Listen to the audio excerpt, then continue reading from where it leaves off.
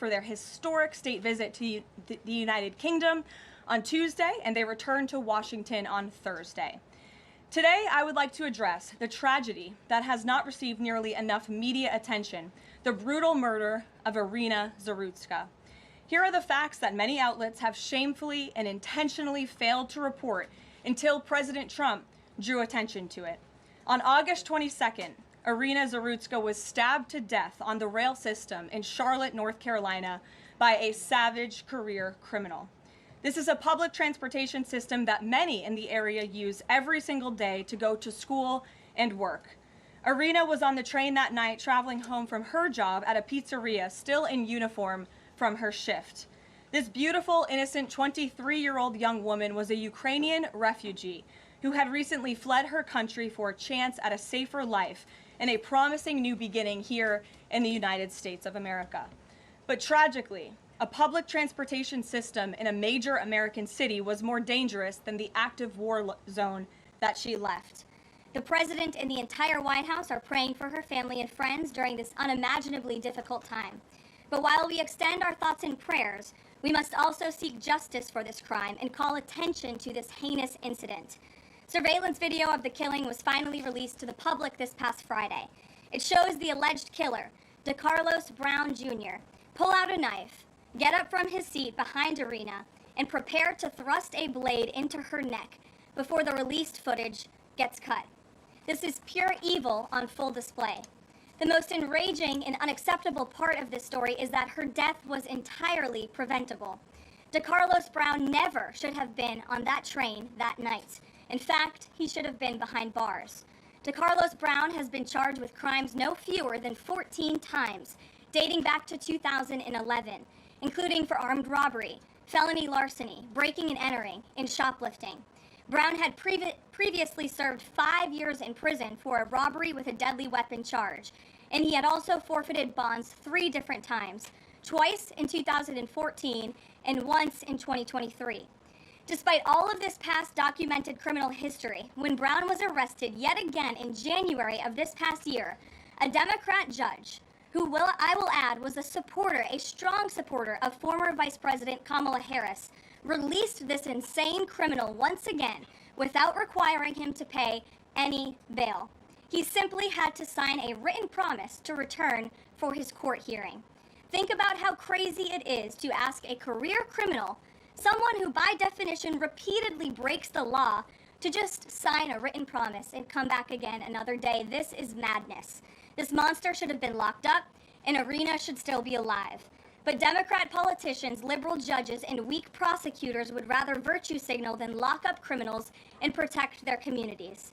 And perhaps most shamefully of all, the majority of the media, many outlets in this room, decided that her murder was not worth reporting on originally because it does not fit a preferred narrative.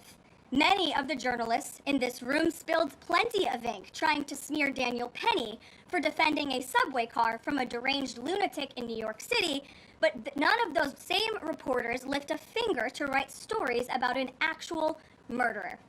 Here's the truth that every American must know. Too many innocent people across the country continue to pay the price of the failed experiment known as cashless bail that has been championed by the Democrat Party for years. All the way back in 2020, North Carolina's then Democrat Governor Roy Cooper established a so-called task force for racial equity in criminal justice. Sounds nice, but it's not. That task force was co-authored by then Attorney General and current Democrat Governor Josh Stein. It recommended, quote, reimagining public safety to, quote, promote diversion and other alternatives to arrest. It also advised to de-emphasize some felony crimes, prioritize, quote, restorative justice, and eliminate cash bail. Democrats in North Carolina and nationwide are consumed with pushing a woke, soft-on-crime agenda, no matter how many innocent Americans suffer as a result. Instead of aggressively prosecuting and locking up violent criminals, the Democrat-backed cashless bail approach lets these criminals roam free in our country to offend again and again.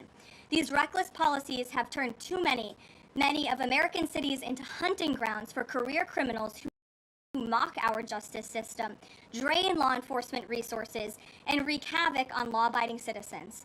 Enough is enough, and that is why President Trump is doing everything in his power by taking action to undo these absurd policies. The president recently signed a powerful executive order directing the AG to submit a list of states and local jurisdictions with cashless bail policies so that the Trump administration may identify federal funds that are being provided to these states and can potentially be suspended or terminated.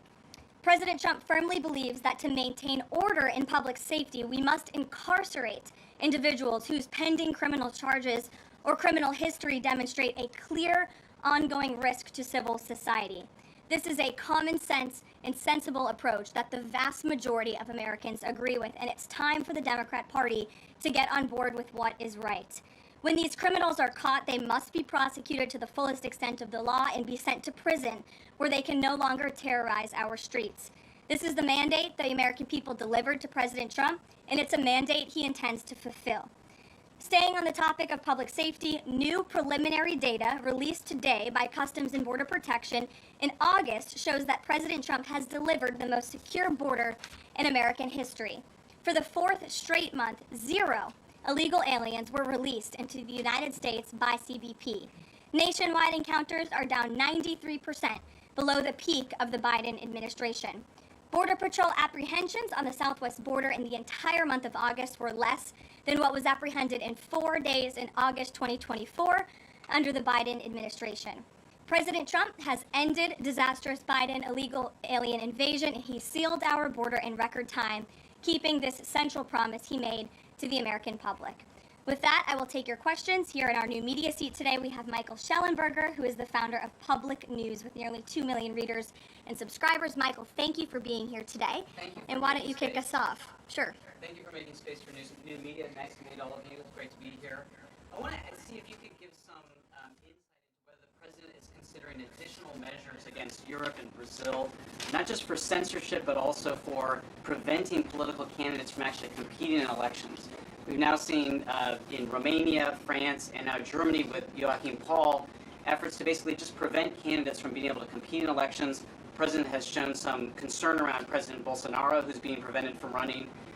All of this is coming in the context of increased censorship of online platforms, of American platforms, and efforts to censor Americans. I'm personally being investigated under criminal investigation with my Brazilian colleagues for publishing the Twitter Files Brazil. We're very grateful that the president has imposed Magnitsky sanctions on the judge. Is the president considering additional actions, given that it appears that they're going to end up with a conviction against President Bolsonaro, preventing him from running? Is he considering doing anything about this crackdown in Europe? I mean, it's shocking to see Joachim Paul, this mayoral candidate in Germany, the criminal indictment against him cites him, quote, saying that he loves the Lord of the Rings as reason why he's an extremist and shouldn't be able to run. So I just wonder if you could speak to that. And again, I'm grateful to be here. Nice to meet you all. And I'm grateful for what the Trump administration has done to push for free speech abroad. Well, thanks for being here, Michael. We appreciate it. Freedom of speech is arguably the most important issue of our time. It is enshrined in our Constitution, and the president believes in it strongly.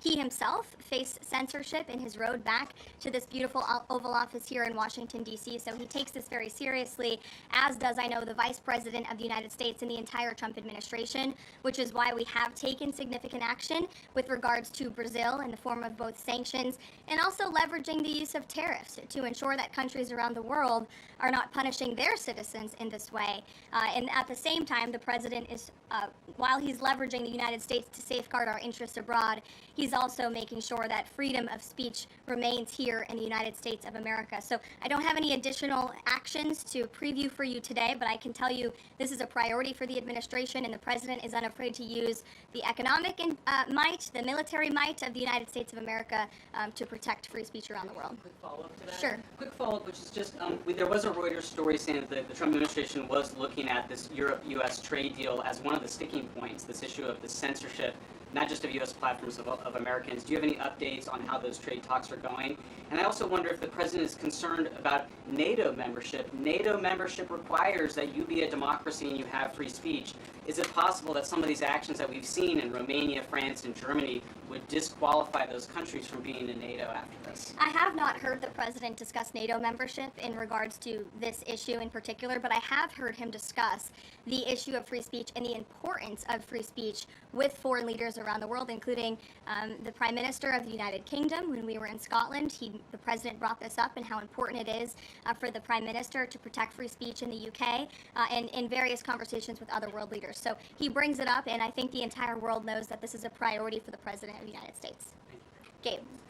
Thank you, Caroline. Regarding the Israeli strike in Doha, how much time or how much of a heads up did the U.S. get, and does the president support the strike? Sure. Well, I have a statement to read for all of you with respect to the Israeli strike in Doha, and here it is. This morning, the Trump administration was notified by the United States military that as Israel was attacking Hamas, which very unfortunately was located in a section of Doha, the capital of Qatar. Unilaterally bombing inside Qatar, a sovereign nation and close ally of the United States that is working very hard and bravely taking risks with us to broker peace, does not advance Israel or America's goals. However, eliminating Hamas, who have profited off the misery of those living in Gaza, is a worthy goal. President Trump immediately directed Special Envoy Witkoff to inform the Qataris of the impending attack, which he did. The president views Qatar as a strong ally and friend of the United States and feels very badly about the location of this attack. President Trump wants all of the hostages in Gaza and the bodies of the dead released, and this war to end now. President Trump also spoke to Prime Minister Netanyahu after the attack. The Prime Minister told President Trump that he wants to make peace, and quickly. President Trump believes this unfortunate incident could serve as an opportunity for peace. The president also spoke to the Emir and Prime Minister of Qatar and thanked them for their support and friendship to our country. He assured them that such a thing will not happen again on their soil. And to be clear, the president disagrees with the location of the strike and that he passed that along to the Prime Minister Netanyahu. The president just confirmed that in the statement that I just read to you, which I spoke with him about before coming out here. Jackie. Thank you, Caroline. So is the president upset with Netanyahu now? The president made his thoughts and concerns about this very clear, and he spoke again both to Prime Minister Netanyahu and also the Emir and the Prime Minister of Qatar after this attack. And the president has always made it very clear that he wants peace in the Middle East, just like he sought that and accomplished that in his first term. He expects all of our allies and friends in the region, that includes both Qatar and Israel, to seek peace as well. And he wants to see that happen, and he's working with all of our allies in the region to get that done. Are there any consequences, so to speak, for Netanyahu doing this, as it sounds, against the president's wishes, or at least his belief that it was appropriate? Is there going to be any directive from the president to Netanyahu in terms of what's allowed in the future? And also, is there any concern this could jeopardize the Abraham Accords? Look, that's a decision only the president can make. With respect to your first question, to answer your second question, as you heard from the president, he said he believes that this can serve as an opportunity for peace, and he's still actively and aggressively pursuing it with all of our allies and partners in the region. Jennifer? Just to follow up on that, Caroline, are you able to say how often the president spoke to the Prime Minister of Israel before this? Because that's one question. And then what did he mean on Sunday when he posted, "I've given my last warning to Hamas," etc.? He wasn't talking about this strike on Doha? No, he was not. As I told you, the Trump administration was notified by the United States military that Israel was attacking Hamas, and the president spoke to the Prime Minister after the attack, as well as, again, the Emir and the Prime Minister of Qatar. And I know Secretary Rubio and Special Envoy Witkoff were present for that call with the Qataris as well. Reagan. Thanks, Caroline. I have two questions for you on crime crackdown. Sure. Democrats have tried to argue that red states have higher crime rates while overlooking problems of high crime in blue cities. I'm wondering if the president would consider working with red state governors to fix high crime in blue cities like in Memphis, Tennessee. So first of all, I want to get to the premise of your question, Reagan, which is being pushed by Democrats, that there is crime in red states. Of course, there is crime in all states, but the crime in these cities is all in cities that are run by Democrats. If you look at the list of the top 20 high crime is run by a Democrat. And these Democrats have supported the same policies that I spoke about at the beginning of this briefing, like cashless bail. If you look at a red state, Mississippi, but a Democrat-run city in that state, Jackson, in 2019, Jackson, Mississippi eliminated cash bail for virtually all misdemeanor cases. And while Jackson is not formally a sanctuary city, the state of Mississippi formally banned sanctuary cities, and this city has acted as a de facto sanctuary city for criminals and illegal aliens since 2017. Same thing, Birmingham, Alabama, a Democrat-run city in a red state. In 2017, the Birmingham City Council unanimously passed a resolution, quote, committing to establish sanctuary policies. So if you actually look at the facts from these Democrat-run cities, these are cities that are run by Democrats and by by members of the Democrat Party. These are blue cities, and they have all supported these disastrous policies which allow repeated career criminals back onto the streets to further commit acts of violence. And so to answer your question, yes, the president wants to work with anyone across this country who wants to end these horrible policies and to bring law and order to our streets. And I think that is proven by his tremendous cooperation with the mayor of Washington, D.C. and our nation's capital. And just look at the results of that. And I do have some updates for you on the D.C. crime crackdown if anyone is interested. There have been a total of 2,177 arrests made since the start of the operation on August 7th. Just last night, there were 57 arrests made in Washington, D.C. Of the 57 arrests, there were 14 illegal aliens who were arrested, many of whom had prior criminal histories. And other arrests just last night in our nation's capital, so you all can be very grateful for this. Our great men and women of law enforcement, both federal and local, working together as they should, made an arrest on a warrant for assault with the intent to kill. The subject shot 2 adult males after an altercation. They made an arrest on a warrant for an armed carjacking. The subject assaulted an adult male in the face with a firearm and then took his keys. We also made an arrest on a warrant for simple assault and the destruction of property and subsequently charged with second-degree theft. Last night in D.C., there was an arrest for possession of a controlled substance with second-degree theft. There was an arrest for possession of a controlled substance with the intent to distribute. That subject, the person is also a subject of interest in a homicide and a carjacking. Last night in D.C., we also arrested a felon in possession of a firearm who was carrying that firearm without a license. So these are the career criminals. These are the bad guys that we are picking up in Washington, D.C. every day. The president would love to do this in every Democrat-run city across the country, and he hopes that more Democrats will call the White House to allow us to help them. One more that's D.C. specific. Congress is poised to not extend Trump's federalization of the D.C. police. Mayor Bowser signed his hat. Does the White House believe that the Mayor Bowser's action is enough to continue the crime crackdown? We are very grateful for the mayor's cooperation in this effort, and we look forward to continuing to work with her and the Metropolitan Police Department. Bloomberg. Thanks, Caroline. The president says, he plans to speak with Putin soon. Can we expect a phone call between the two leaders this week? I don't have any phone calls to read out between you, the president, and any other foreign leaders. Ed.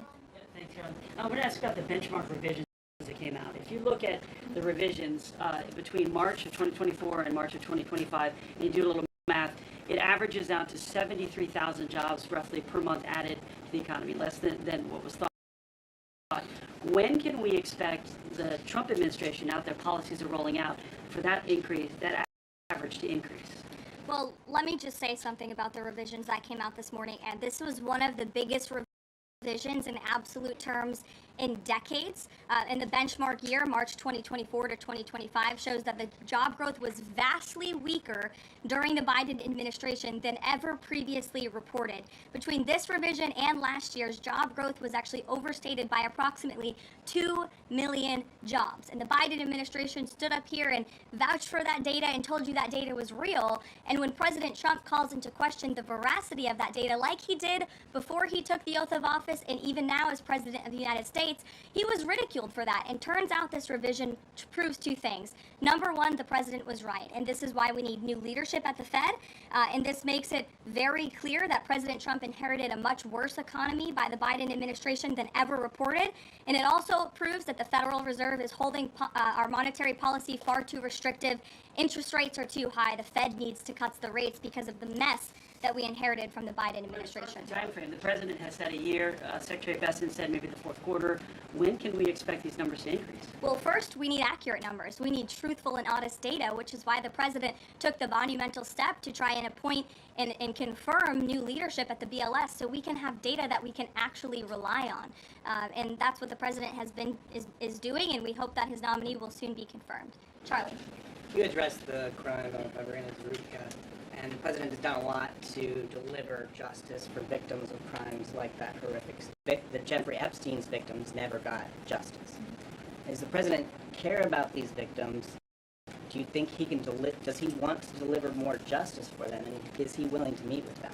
The president cares about victims of all crimes, and that's why Republicans in the Trump Department of Justice have done more in terms of transparency when it comes to the Epstein case than any prior administration. And why are the Democrats all of a sudden caring about this? It's because they are desperately trying to concoct a hoax to smear the President of the United States. We have seen this time and time again.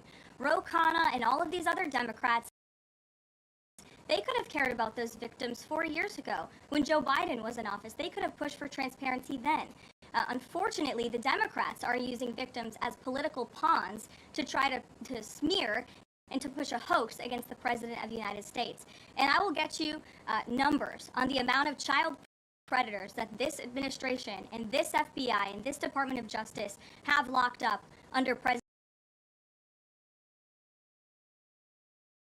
Disgusting, heinous sexual crimes, and that includes the deportation of illegal aliens who are perpetrating these crimes against innocent victims in our country right now today, and that remains a top priority for this administration. Does the president, will he meet with the victims? On the Doha strikes, did the president speak with Netanyahu before they were carried out? Did he urge him to not go through with it, or did they only speak afterwards? Again, I read you a statement. The Trump administration was notified by the United States military that Israel was attacking Hamas.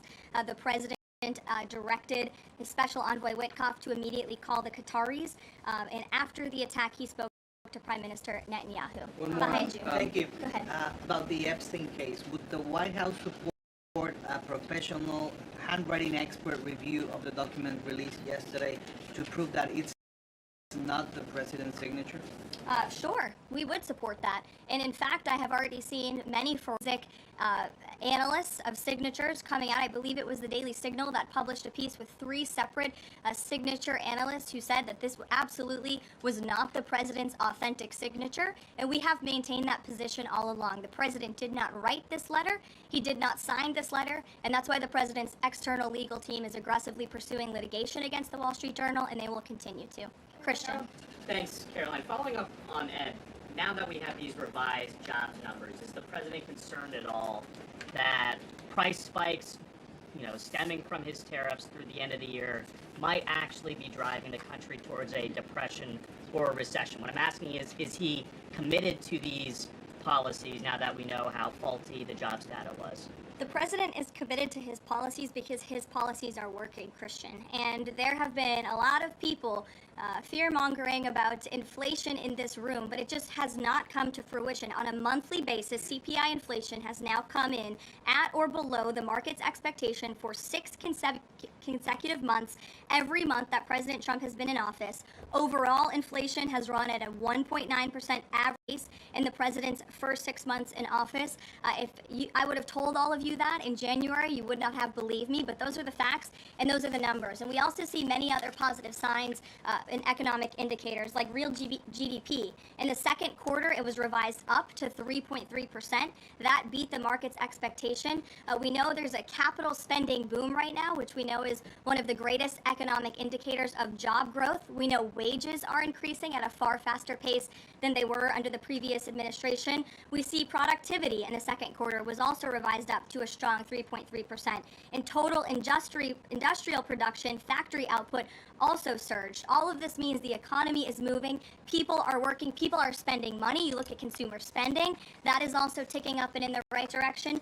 And in a large part, it's because of the incredible work the president has done in terms of energy and unlocking our energy dominance in this country. Again, these jobs, the numbers from the BLS today prove that the economy was an absolute mess, and we are working every single day to fix it, and all of those indicators I just read for you are positive sign of what is to come. Just one more quickly on Sure, trade, Danny. I just wanted to get a bit of clarity on the sequence of events for the Doha attack and the notification. You said that the U.S. military notified, if I got it right, the Trump administration was notified by the U.S. military. That's right.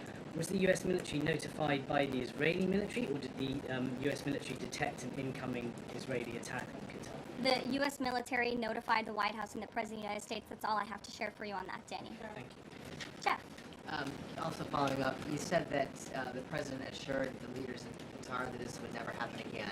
Did he say that to the Prime Minister of Israel, and did Prime Minister Netanyahu agree to that? The president told that to the emir and the prime minister of Qatar, and the president also overstressed the importance of peace in the region in his conversation with Prime Minister Netanyahu as well. And Prime Minister Netanyahu told President Trump he wants peace and he wants it quickly. That's what the president expects to happen. The president is very clear in the statement that he just had me reading. You will all see it out on Truth Social very shortly, I am sure. The whole world will see it. He wants all of the hostages released out of Gaza, and he wants this war to end. Those are two clear directives that the president is making very clear for the entire world to understand. Mary. But Qatar obviously has been helping to negotiate these ceasefire talks. Does the president think that Israel is undermining negotiations by striking Qatar? Is he concerned that Qatar's no longer going to want to play that intermediary role? I think the president addressed that in the statement. I can read the whole thing for you again. I think it's very thorough because the president wanted to address all of your questions. We wrote, unilaterally bombing inside Qatar, a sovereign nation and close ally of the United States that is working very hard and bravely taking risks with us to broker peace, does not advance Israel or America's goals. However, eliminating Hamas, who have profited off the misery of those living in Gaza, is a worthy goal. So he answered that question himself. You can't say that Israel informed the U.S. What I can tell you is the United States military informed the Trump administration. Thank you. A quick follow on that. Can you tell us when the U.S. military was notified, given that the largest U.S. military base is in Doha? And then I have a question on D.C. crime. This morning, just before the attack, as I said earlier as well. Okay, thank you. And yesterday, the president spoke about D.C. crime and talked about how there was virtually none. And then he expressed frustration about things that take place in the home they call crime. He said, they'll do anything they can to find something. If a man has a little fight with the wife, they say this is crime. See, now I can't claim 100%. Exactly what crimes was the president referring to? He wasn't referring to crimes. That's exactly the point he was making, Ouija. What the president is saying is that these crimes will be made up and reported as a crime to undermine the great work that the federal task force is doing to reduce crime in Washington, D.C. And I think the president has every reason to believe that, given the efforts of many reporters in this room who actively seek to undermine the president and what he's doing in our nation's capital. We all know that deep inside you all agree with this because you all live here, and I'm sure you are very grateful for the administration's efforts to make the city, which we all reside in, much safer for ourselves and our families. Michael. Thank you, Caroline. Florida Congressman Randy Fine is calling for judges to face consequences if the violent repeat offenders they release go on to commit new crimes. Is that something the president supports? It's not something I've heard the president discuss. You can ask him yourself next time you have the opportunity to. How's that? Caroline, one more question. On Thursday, President Trump will head to the Pentagon and also to New York City in honor of the 24th anniversary of 9/11. Has the president expressed any interest on creating or having congressmen create a new 9/11 commission to answer some of the ongoing questions many Americans have about that day?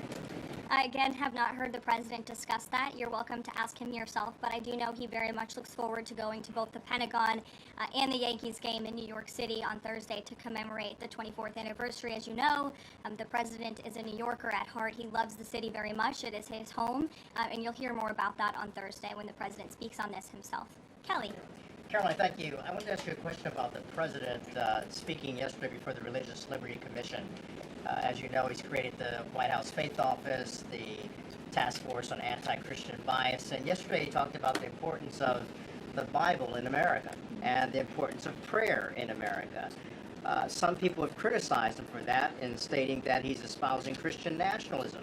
Yet the president has called on the American people to band together in praying for this nation for people of all faiths. How important is that to the Trump administration, and are there guidelines for implementing that? Well, last time I checked, it's not just Christians who pray, it's people of all faith who pray, and that's what the president wants to protect, the religious freedom for Americans of all faith. And he spoke about that yesterday, and that's why he was very proud and excited to announce this new initiative, Pray America, encouraging all Americans to pray for our country and the goodness of our country leading up to America's 250th birthday next year. Why don't we take some from the sides? Elizabeth, go ahead. Thank you, Caroline. I have two questions. Sure. First, on prayer again. Is the Trump administration looking for the forthcoming prayer guidelines to challenge existing court precedent on the right to pray in public schools? Well, the president spoke about that yesterday, and some of the changes we are making to ensure that the religious liberties of America's students and our youth are respected in public schools. In fact, he had a young student and invited him on stage to share his story about how when this young boy spoke about biological and biblical truth in his classroom, he faced consequences for that, and how Americans of faith should not be facing consequences for expressing their religious freedom and their religious views. Not in any public school in America should that be happening. You heard their president talk about that yesterday. Sure. Caroline, thank you so much. Regarding Israel attacking Doha, beside a phone call, what was President Trump's involvement? A statement that I have shared repeatedly now. Sure. Go ahead. Thank you. After the Supreme Court ruling yesterday on the ICE raids in Los Angeles, some, particularly non-white U.S. citizens, are saying that they're going to begin carrying their U.S. passports with them at all times. What is the White House's response to Americans who are concerned about being swept up, as others have been already, in these enforcement actions? They should not be concerned, because this administration is focused on the detention and deportation of illegal alien criminals who broke our nation's immigration laws. And the Supreme Court upheld the Trump administration's right to stop individuals in Los Angeles to briefly question them regarding their legal status, because the law allows this, and this has been the practice of the federal government for decades. And the Immigration and Nationality Act states that immigration officers can briefly stop an individual to question them about their immigration status if the officer has reasonable suspicion that the individual is illegally present in the United States. And reasonable suspicion is not just based on race, it's based on a totality of the circumstances to review. And I will tell you, I spoke to our border czar about this morning. When ICE goes out to conduct a targeted operation to deport illegal criminals from our community, they are doing so with intelligence, they are doing so with law enforcement sources, they are doing so in most cases with the backing of local law enforcement who know exactly where these illegal alien criminals and drug traffickers and drug dealers are hiding in plain sight in American communities. And the men and women of ICE are doing everything they can to not only follow the law, but to enforce the law. And it's about time that has happened, because we had 4 years of an administration who completely ignored and evaded our nation's very clear immigration laws, and the Supreme Court has reafirmed that. Sure. Thanks, Caroline. One of the other documents released by the House Oversight Committee contained a photo of Jeffrey Epstein holding an oversized check that was made out to him in a check from the president for $22,000 for a fully depreciated woman.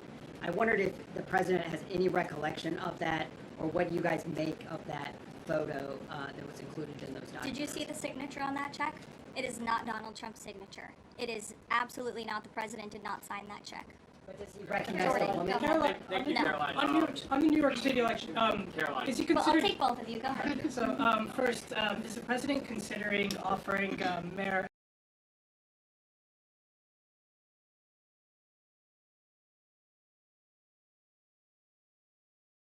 The president has made it quite clear he wants this race to move forward in New York City. He does not want a communist to be running New York City, but as for weighing in on other individual candidates, I'll leave that to the president to do himself. And, following up on Reagan's question, many of these highest crime cities in America, they're led by black mayors, including the three that you mentioned: Jackson, Memphis, Birmingham. So, given that, what's your response to criticism from the left that Trump is targeting black mayors? Isn't he just trying to protect black people? The president is trying to protect all Americans from crime, and he wants to make all of our cities in America safe. And the fact is, the most dangerous cities in America are run by Democrats, overwhelmingly. And according to the FBI crime statistics, 19 of the top 20 cities with the highest murder rate are run by Democrats. And these high crime Democrat-run cities are driving up the crime stats in otherwise safe red states. So of course he wants to address this problem. He's made that quite clear. Mike Johnson, he came out and said that the president was an FBI informant. Do you know what he meant by that, if it's not true? I can affirm that is not true. I think the speaker was referring to the fact that President Trump kicked Jeffrey Epstein out of his Mar-a-Lago property for reasons the president has already discussed. John. Oh, thank you, Caroline. First of all, as a Washington, D.C. resident with my family, I just want to thank the administration for revitalizing safety here in the last 3 weeks. It's been stunning. Well, I want to go to Virginia. All of a sudden, out of the blue, Winsome Sears has closed the gap on Abigail Spanberger. You have 4 issues. Coerced abortions in Fairfax County without telling mom or dad, no parents, girls going in boys' bathrooms on film, right? 2 of the young fellows get suspended for complaining about it.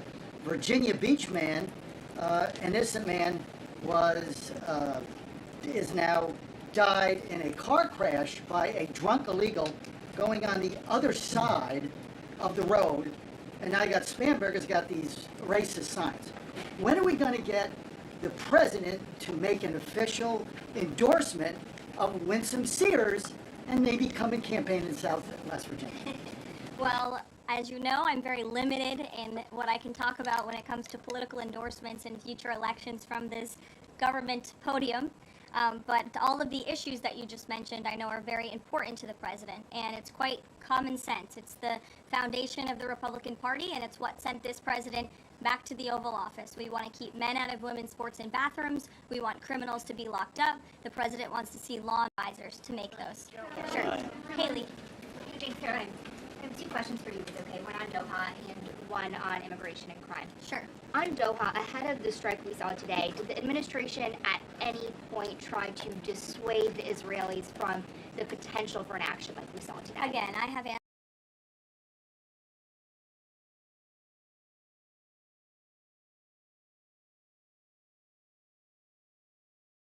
answered questions repeatedly on this. I have a very lengthy statement which we will release after this briefing for all of you to read and to report on once again. Okay, and then on a case in Maryland, the killing of Dakara Thompson, there are reports that the suspect arrested for her murder was in the country illegally and released for driving under the influence both in 2022 and in April of this year by U.S. Park Police. Is the administration looking into what process allowed this to take place? Yes, we absolutely are. As soon as we saw this case, we ensured that the Department of Homeland Security and the Department of Justice were on it, and I can assure you that they are. This is another heinous act of violence against someone who should have never been in our country illegally in the first place, and that's exactly why the deportation of illegal criminals from our country is a top priority for this administration, and it's something that is happening every single day, and I would encourage all of you to continue to report on the very violent illegal alien criminals that we are deporting daily from American communities across the country. We will never understand how many lives have been saved by these efforts or how many lives would have been lost if not for this president and the administration's policy to. I don't have any meetings for you to read out on that. Go ahead.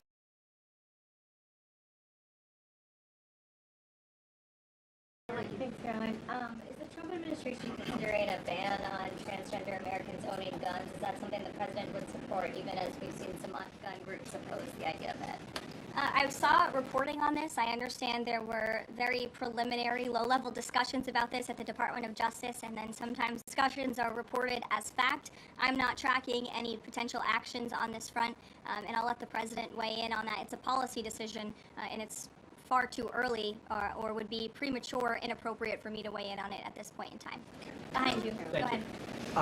After the immigration raid at the plant in Georgia on Friday, the president said over the weekend that he's open to some kind of changes in perhaps rules or visa rules or law that would prevent something like that happening in the future for skilled workers to train American workers. That's right. Can you confirm that and that the administration supports those changes, and what exactly would that look like? Well, the president said it himself in a statement that he put out on Sunday night, where he is very grateful for foreign companies from around the world and the investments that they're making right here in the United States of America. And he understands that these companies want to bring their highly skilled and trained workers with them, especially when they're creating very niche products like chips, or in this case in Georgia, like batteries. But the president also expects these foreign companies to hire American workers, and for these foreign workers and American workers to work together to train and to teach one another. And so he expects these foreign companies to hire American labor.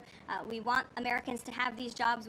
Americans need these jobs, but he also understands the need for these companies to bring over their workers who already have these skills. So I think it's a very what those changes might be? I think it's a very nuanced and responsible and sensible approach for the president to take.